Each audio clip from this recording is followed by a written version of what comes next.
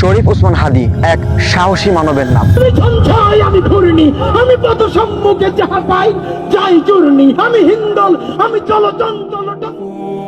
আমরা প্রত্যেকেই জানি অন্যায়ের বিরুদ্ধে দাঁড়াতে গিয়ে যদি আমাদের মৃত্যু হয়, সেই মৃত্যু আমাদের মুক্তি।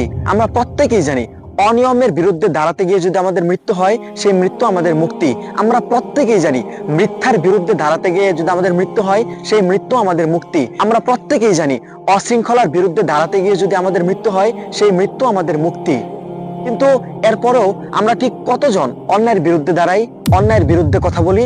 আমরা ঠিক কতজন মিথ্যার বিরুদ্ধে দাঁড়াই, মিথ্যার বিরুদ্ধে কঠিন কথা বলি? আমরা প্রত্যেকেই জানি জুলুমকারীর বিরুদ্ধে দাঁড়াতে গিয়ে যদি আমাদের মৃত্যু হয়, সেই মৃত্যু আমাদের মুক্তি। কিন্তু আমরা কয়জন জুলুমকারীর বিরুদ্ধে দাঁড়াই? আমরা কয়জন জুলুমকারীর বিরুদ্ধে দাঁড়িয়ে কথা বলি না? কারণ আমরা ভীতু।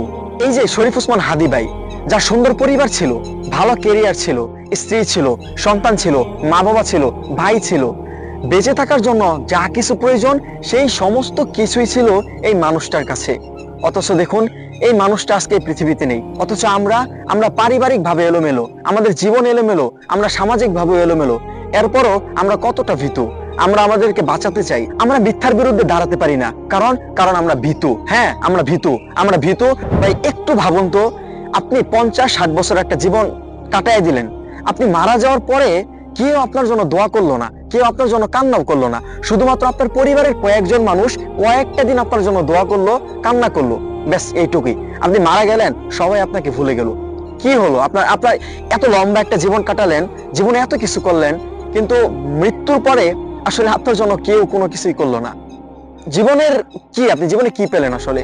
অথচ দেখুন, এই মানুষটা মারা যাওয়ার পরে ডেলিভারি ম্যানেরা রাত 2টার সময় কবরের পাশে গিয়ে কান্না করে দোয়া করতেছে। কত আলেম ওনার কবরের পাশে গিয়ে কান্না করে দোয়া করতেছে। যারা যেই জায়গায় আছে ওই জায়গা থেকে তার জন্য কান্না করে দোয়া করতেছে। শত শত হাফেজ তার জন্য কোরআন খতম দিচ্ছে, শত শত মাওলানারা তার জন্য কান্না করে দোয়া করতেছে। তার বাসা থেকে তাকে বারবার বলা হয়েছে যে দেখো, তুমি তোমার জীবনের ঝুঁকি নিও না, তুমি একটু সাবধানে থাকো, তোমার পরিবার আছে, তোমার স্ত্রী সন্তান আছে, তাদের কথা চিন্তা করো। কিন্তু সে কি বলছে জানেন? সে বলছে, আমি যদি মারা যাই, আমি যদি আল্লাহর ডাকে সাড়া দিয়ে চলে যাই, আমি যদি আল্লাহর কাছে চলে যাই, তাহলে আমার এই পরিবার দেখার জন্য সারা দেশের মানুষ আছে। তার মাকে সে বলেছে যে মা, আমি যদি শহীদ হই, তাহলে তুমি একজন শহীদের মা হবে। এটা কতটা গর্বের বিষয়। এইভাবে আমরা কতজন বলতে পারি? এতটুকু হিম্মত, এতটুকু সাহস কয়জনের ভিতর আছে বলেন?